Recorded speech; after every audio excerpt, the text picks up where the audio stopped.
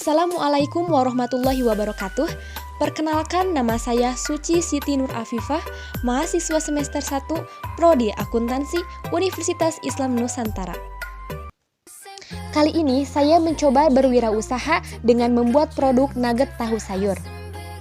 Bahan-bahannya yaitu tahu putih, 1 butir telur, 1 bungkus tepung bumbu serbaguna, 1 bungkus bumbu penyedap, tepung panir, wortel dan daun bawang. Hancurkan tahu dengan menggunakan garpu.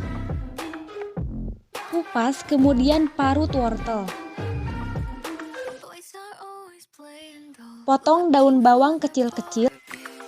Masukkan wortel dan daun bawang ke dalam tahu yang sudah dihancurkan tadi. Kemudian, masukkan juga tepung bumbu serbaguna dan 1 butir telur.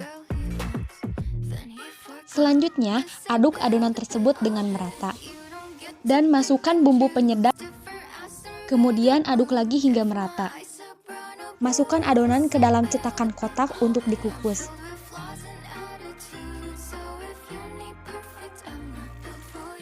Kukus adonan 30 menit atau sampai matang. Setelah matang, keluarkan dari cetakan dan potong sesuai selera. Setelah dipotong-potong, celupkan nugget ke bahan pelapis dan gulingkan ke tepung panir.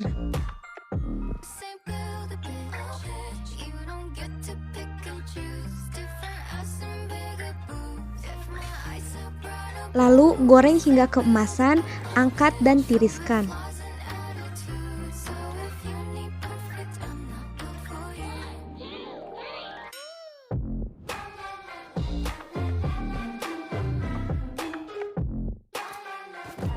Cara pengemasannya, masukkan nugget ke dalam mika plastik dan tambahkan saus.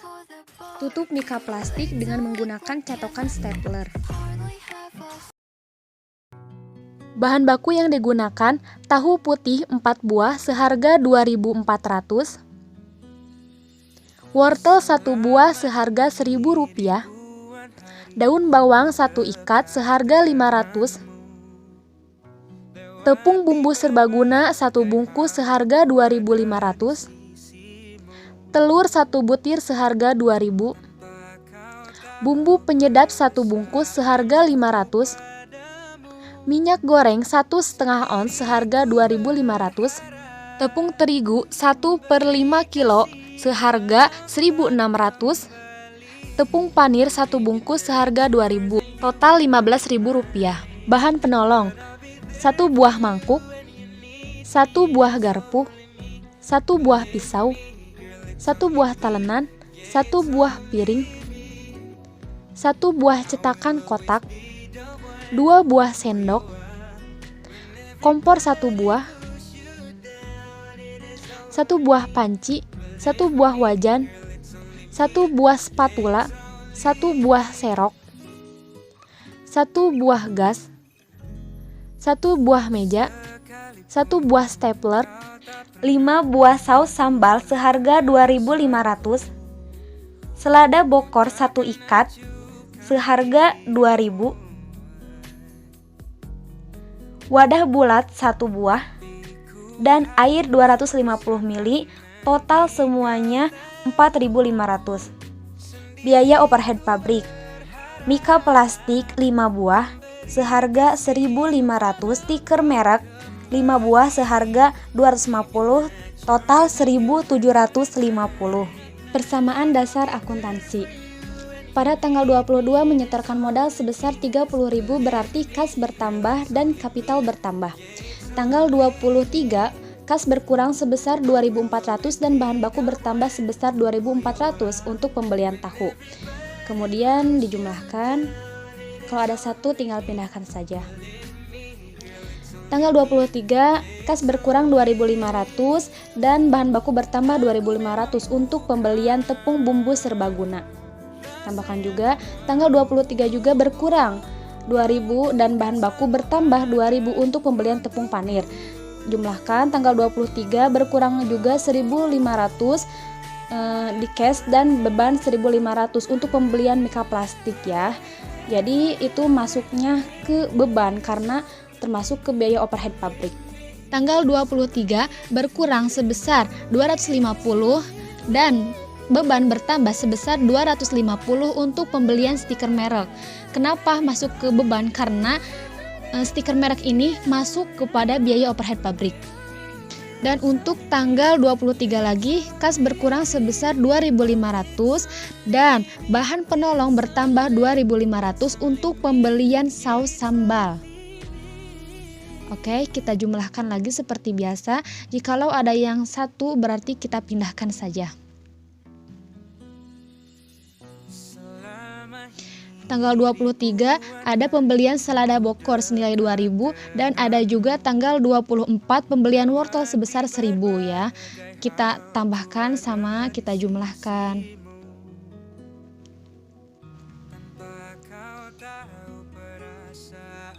Dan tanggal 24 juga berkurang kas sebesar 2.000 dan bahan baku bertambah 2.000 untuk pembelian telur. Oke, kita jumlahkan seperti biasanya.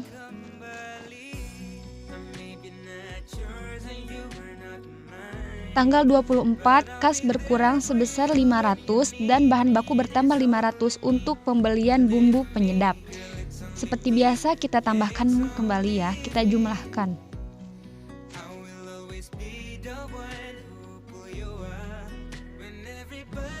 Dan tanggal 24 juga kas berkurang sebesar 2.500 dan bahan baku bertambah sebesar 2.500 untuk pembelian minyak goreng ya. Seperti biasa kita jumlahkan kembali. Kalau ada nominal yang satu, kita tinggal pindahkan saja ke bawah. Tanggal 24 juga kas berkurang sebesar 1.600 dan bahan baku bertambah 1.600. Untuk apa? Untuk pembelian tepung terigu.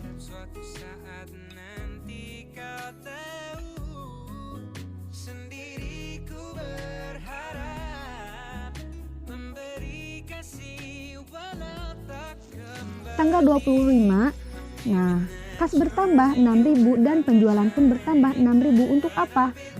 Penjualan satu bungkus ya. Udah masuk ke penjualan, berarti kas kita itu kan bertambah.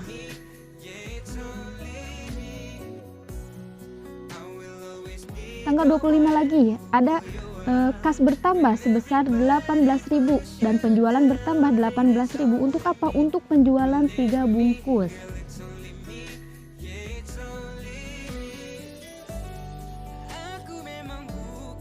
Uang semakin bertambah.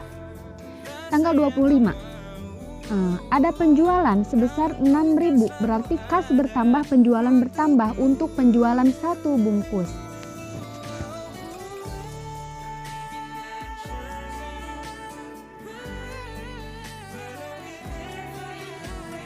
Nah, di tanggal 25 juga ada pengurangan kas sebesar 21.250 dan pengurangan penjualan juga sebesar 21.250.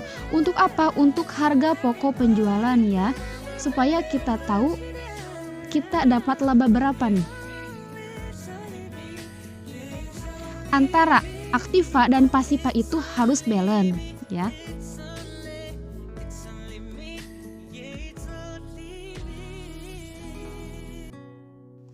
Laporan keuangan.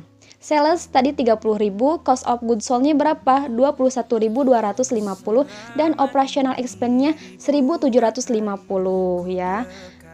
Kita sum biar cepat gitu. Capital at beginning 30.000, net sale-nya ditambahkan dari income statement dan jumlahkan. Ya, jadi capital ending-nya 37.000. Aset, cash, raw material itu sama dengan bahan baku, auxiliary material itu sama dengan bahan penolong.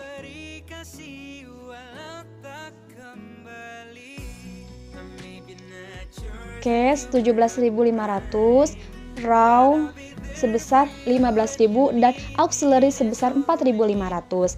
Total asetnya kita jumlahkan menjadi 37.000. Sisi liability gak ada hutang ya. Terus equity, kapitalnya dari capital ending sebesar 37.000. Berarti balance ya, karena di balance sheet itu harus balance ya. Menghitung harga pokok produksi. ya. Biaya bahan baku dari tadi total biaya bahan baku 15.000, biaya bahan penolong totalnya 4.500 dan biaya overhead pabrik totalnya 1.750 dan kita jumlahkan di sum ya biar cepat. Menghasilkan 5 bungkus ya. Total biaya produksinya tadi udah ada 21.250 dibagi 5. Totalnya adalah 4.250. Untuk harga jual total biaya 21.250 dan jumlah produksi 5. Kita bagikan untuk mendapatkan harga 1 pack. Keuntungan yang diinginkan saya itu 40%. Jadi 4.250 dikali 40%. Totalnya 5.950 saya bulatkan menjadi 6.000 dan penjualan 30.000, biaya produksinya tadi ya 21.250 dikurangi jadi totalnya 8.750 dipindahkan laba kotor dikurangi usaha kepemilikan tadi biaya overhead pabrik sebesar 1.750. Kita kurangi lagi dan laba bersihnya itu 7.000. Untuk break even point total biaya produksi itu 21.250 dan harga jual per pack saya itu 6.000 dibagikan berarti 4. Jadi mampu menjual sebanyak 4 dari 5 pack. Analisis SWOT strong diproduksi dengan menggunakan komponen yang sehat sebagai bahan utamanya yaitu tahu. Adapun bahan tersebut sangat baik untuk tubuh dan memiliki nilai gizi yang seimbang. Diproduksi dengan menggunakan alat-alat yang lengkap dan tempat produksi yang bersih, sehingga tidak ada pengaruh dari bahan-bahan lain yang bisa membuat hasil produksi menjadi tidak higienis. Sudah mempunyai tempat pemasaran, sehingga hasil produksi bisa langsung dikirimkan ke tempat pemasaran. Weakness. Proses produksinya cukup lama, mengingat komponen bahan yang digunakan juga banyak dan juga membutuhkan ketelitian, sebab jika tidak hasil produksinya akan tidak maksimal atau tidak sesuai harapan. Produk ini masih terbilang baru, yang mana juga belum banyak orang yang mengetahui. Oleh karena itu, saat ini saya terus melakukan promosi dengan memanfaatkan media yang ada, dengan tujuan agar produk saya bisa dikenal oleh masyarakat luas.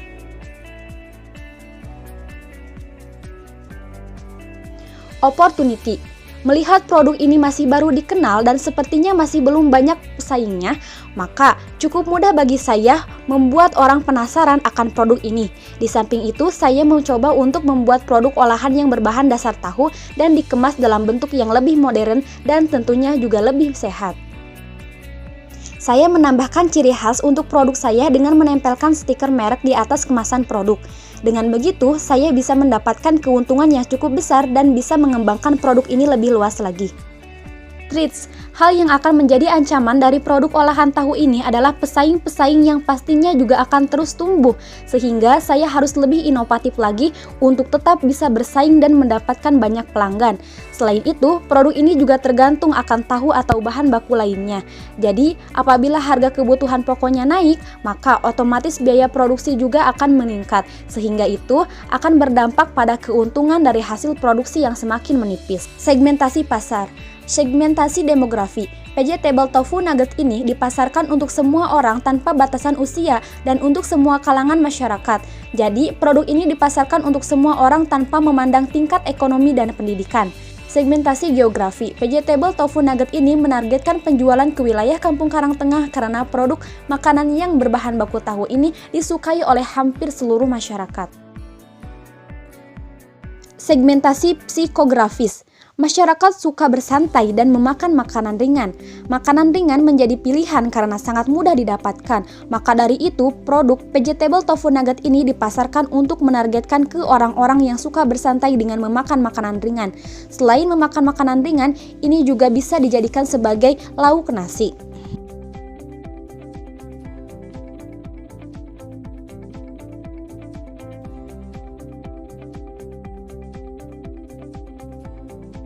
Segmentasi perilaku. Vegetable tofu nugget ini dipasarkan dengan tujuan untuk memberikan fungsi gizi yang cukup tinggi yang ada pada tahu tersebut dan akan memiliki gizi yang tinggi pada orang yang mengkonsumsinya. Tahu tidak banyak mengandung kolesterol sehingga sangat aman bagi kesehatan jantung.